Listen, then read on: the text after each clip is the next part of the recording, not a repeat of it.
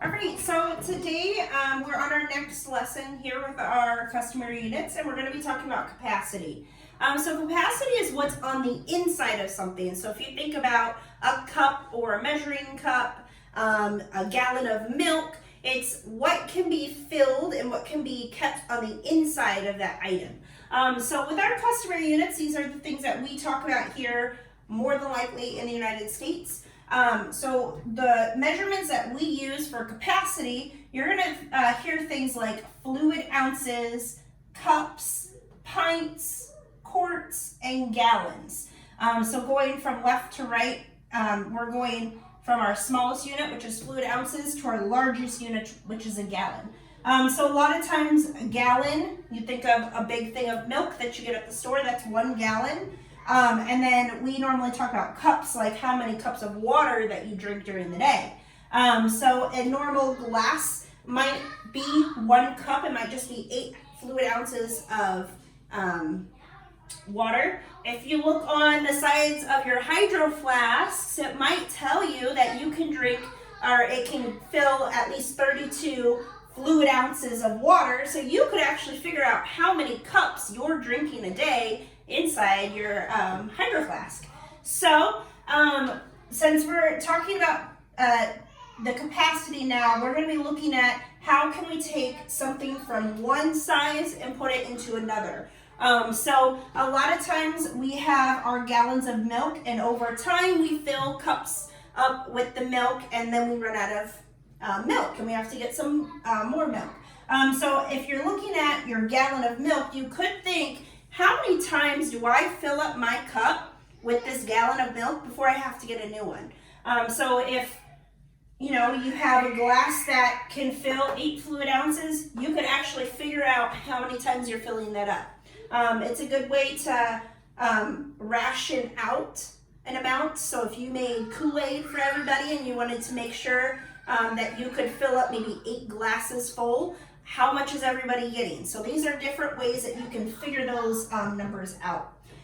So our same rules apply today with the capacity as they did with the length yesterday. So if we're moving from a small unit to a large unit, we're going to divide our numbers.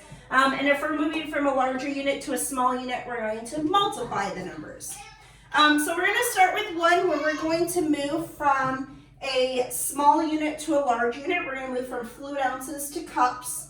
So our first one is 32 fluid ounces. Okay, so this one has 2 different letters or groups of letters here that we're using to identify fluid ounces. Because ounces is used again when we get to the metric system, and those are just known as ounces. So this is the fluid ounces is really just identifying that we have a customary unit here. So 32 fluid ounces, and we want to figure out how many cups that is. Okay.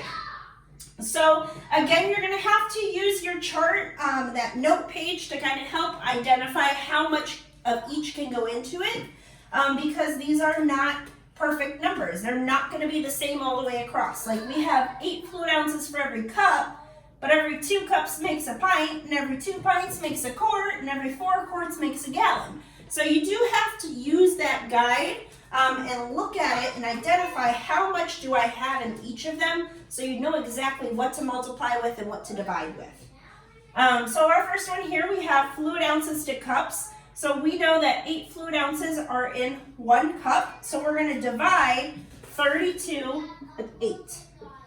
So 32 divided by 8. So you could think of it as how many times am I multiplying 8 to get to 32? And with our basic multiplication facts, we know that 8 times 4 is 32. So we know that there are 4 cups when we have 32 fluid ounces. Okay? So if we were to take that, maybe it's a bigger jug, and we know there's 32 fluid ounces, we're going to fill up 4 separate cups with that. Okay, so that is dividing.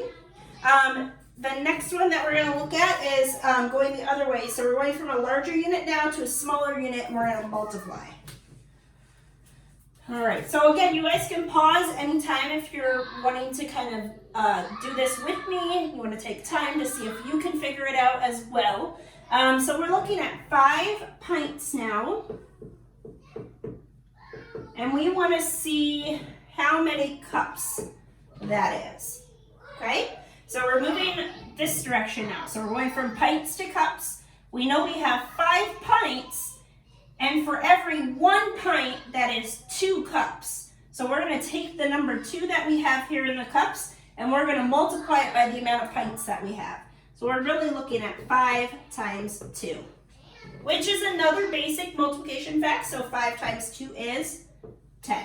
So there are 10 cups that is equivalent to 5 pints. Okay. All right, next one. You guys, the next one I would love for you to try, so make sure you pause when you see it written up here. So this next one, we are going to look at 12 quarts. And we're going to see how many gallons that is. Oops, sorry. Got a funky G going on. Okay, so we're going from quarts to gallons. So we're going from a smaller unit to a larger unit. So we're going to divide, okay? What we're going to divide by is how many quarts can fit for every 1 gallon. So we know there are 4 quarts in 1 gallon. We have 12 quarts. So what are we going to divide with? We're going to divide 12 divided by 4.